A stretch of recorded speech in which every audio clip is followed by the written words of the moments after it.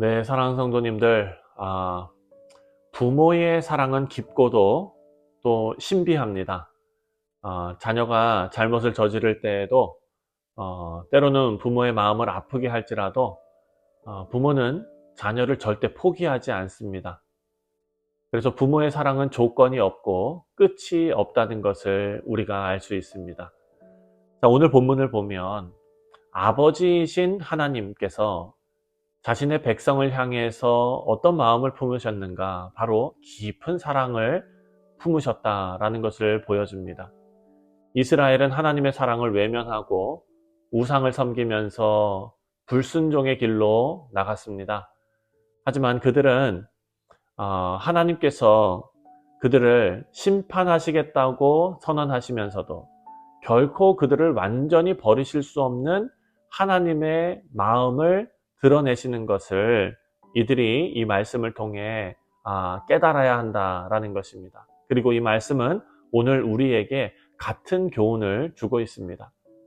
이 말씀을 통해서 하나님이 그 끝없는 사랑으로 우리를 대하시고 또 그 사랑의 깊이를 우리가 헤아려 그 사랑에 응답하는 그런 시간이 되시기를 주님의 이름으로 축원드립니다. 먼저 1절과 2절 말씀을 보면은요. 1절과 2절에 이스라엘이 어렸을 때에 내가 사랑하여 내 아들을 애굽에서 불러냈거늘 선지자들이 그들을 부를수록 그들은 점점 멀리하고 바알들에게서 제자하며 아로새긴 우상 앞에서 분향하였느니라. 하나님은 이스라엘을 자신의 자녀로 부르셨습니다. 그들이 애굽에서 종살이 할 때에 하나님은 그들을 구원하여서 자유의 길로 인도하셨습니다. 이것은 하나님께서 이스라엘을 사랑하는 아버지, 정말 그 아버지로서 이스라엘을 대하셨다라는 것을 우리가 알 수 있습니다. 하지만 이스라엘은 하나님의 사랑을 외면하고 배반했습니다. 하나님께서 선지자들을 통해서 끊임없이 그들을 부르셨지만 그들은 오히려 바알과 우상을 섬기면서 하나님을 떠났습니다. 3절 말씀입니다. 그러나 내가 에브라임에게 걸음을 가르치고 내 팔로 안았음에도 내가 그들을 고치는 줄을 그들은 알지 못하였도다. 부모와 자녀의 그 관계를 통해서 너무나 적나라하게 하나님과 이스라엘의 관계를 설명하고 있습니다. 하나님은 부모가 자녀를 돌보듯이 이스라엘을 걸음마부터 돌보셨는데 그들은 하나님의 돌보심을 깨닫지 못했다라는 것입니다. 하나님의 마음을 아프게 하는 그런 못된 자녀의 배신을 지금 말씀이 기록하고 있습니다. 자, 5절 말씀을 보면 그들은 애굽 땅으로 되돌아가지 못하겠거늘 내가 돌아오기를 싫어하니 아수르 사람이 그 임금이 될 것이라. 이스라엘의 불순종은 결국 아수르의 심판으로 이어질 것이다 라는 말씀입니다.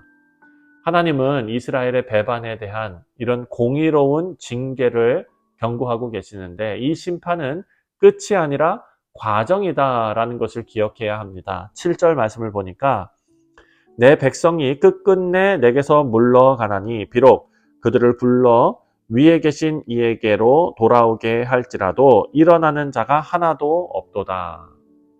자, 위에서부터 나를 부르지만 나는 높이 들지 아니하리라. 이 말씀은 이스라엘이 겉으로는 하나님을 찾는 것처럼 보이지만 그들의 마음이 여전히 하나님께 돌아오지 않았고 하나님은 이스라엘의 이 완악함에 대해서 슬퍼하시며 그들의 고집스러운 이 불순종을 지금 책망하시겠다라는 말씀입니다.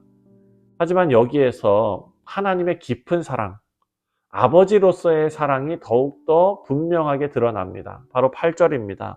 8절에 에브라임이여 내가 어찌 너를 놓겠느냐라고 말합니다. 어찌 너를 놓겠느냐. 내가 어찌 너를 아드마같이 놓겠느냐. 하나님은 아버지의 마음으로 이스라엘을 버릴 수 없음을 선언하십니다. 선포하십니다.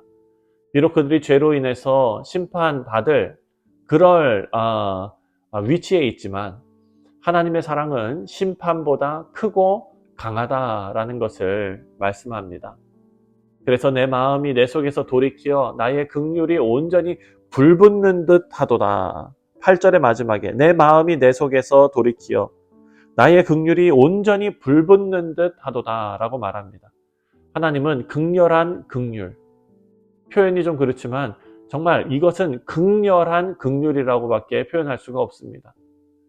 자신의 백성을 완전히 멸망시키지 않으시는 그 하나님의 극렬한 긍휼로 인해서 이스라엘이 돌아오기를 기다리시고 그리고 회복의 날을 약속하시는 것입니다. 사랑하는 성도님들, 하나님은 이스라엘이 결국 자신의 집으로 돌아오게 하실 것이고 그들을 다시 자녀로서 품으시겠다 약속합니다. 자, 이 말씀을 통해서 우리는 하나님의 사랑을 잊지 말아야 한다라는 교훈을 얻을 수 있습니다. 하나님은 우리의 창조주시고 아버지이십니다. 우리는 하나님께로부터 생명과 모든 은혜를 받았습니다. 하지만 하나님 은혜를 잊고 자신의 욕망과 세상의 유혹을 따를 때, 우리의 삶이 하나님을 떠나 방황할 때 우리는 하나님의 끝없는 사랑을 기억해야 할 줄 믿습니다. 로마서 5장 말씀, 로마서 5장 8절 말씀을 보면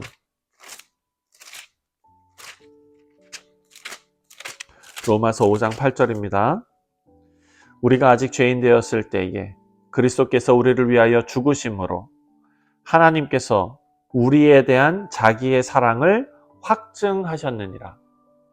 사랑하는 성도님들, 하나님의 이 끝없는 사랑은 그리스도 예수를 통해서 확증되었다라는 것을 기억해야 합니다.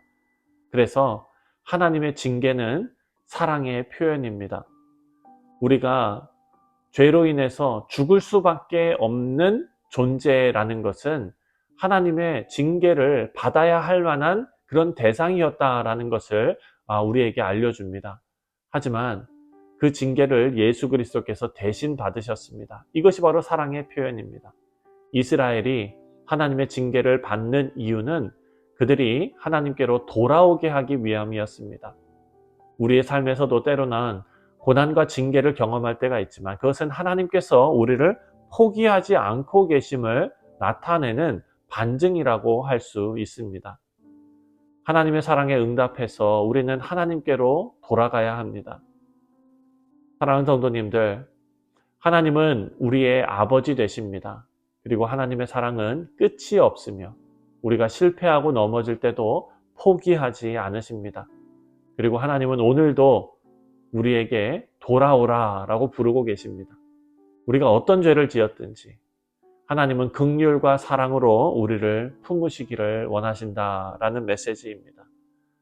우리 사랑하는 성도님들께서 우리 모두가 하나님의 이 사랑에 격렬한 긍휼에 응답하여서 하나님께 전심으로 돌아가서 하나님 아버지의 품 안에서 참된 평안과 기쁨을 누리는 우리 뉴욕 성실 장로교의 모든 교우들 되시기를 주님의 이름으로 축원드립니다. 기도하겠습니다.